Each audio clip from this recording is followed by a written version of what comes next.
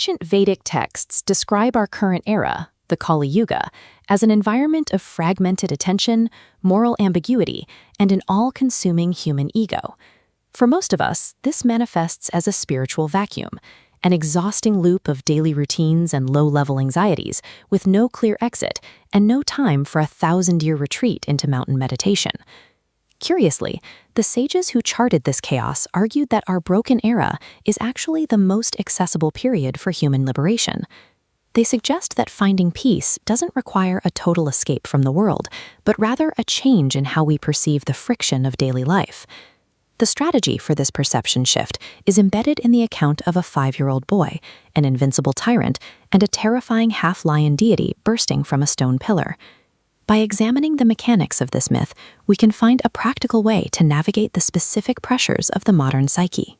This sequence begins with King Hiranyakashipu, who embodies the absolute, unrestrained human ego.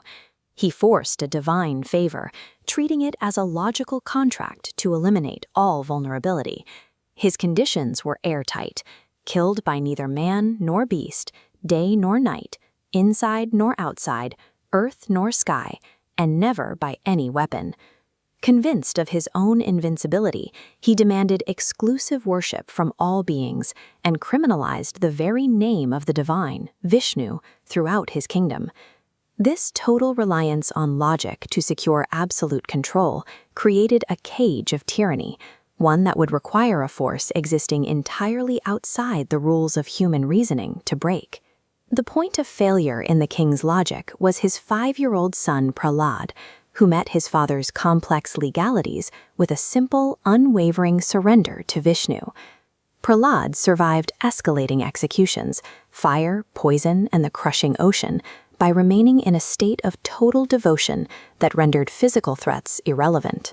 In a final rage, the king struck a stone pillar in the palace courtyard, demanding to know if this supposedly omnipresent god was currently hiding inside the rock. From that pillar emerged Lord Narasimha, a half-man, half-lion form that bypassed every mathematical condition of the king's boon. Narasimha moved through the loopholes of the tyrant's logic. He struck at twilight, on a doorway threshold, holding the king in his lap and using his bare nails. He stayed within the letter of the law, while transcending its intent. This moment demonstrates that the divine takes whatever form a person's specific situation requires, becoming a fierce protector when the ego's logic has become a prison. When called upon by pure focus, this intervention shatters the existing framework of our self-imposed limitations. Sage Sut observed that ancient wisdom only serves us if it illuminates our current struggles. In this light, Hiranyakashipu represents our internal anger, our stubborn addictions, and the endless, rigid cravings of the modern ego. This is where the advantage of the Kali Yuga becomes clear.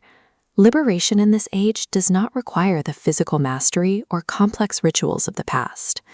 The divine meets the distracted modern person exactly where they are, asking only for a consistent thread of faith rather than behavioral perfection.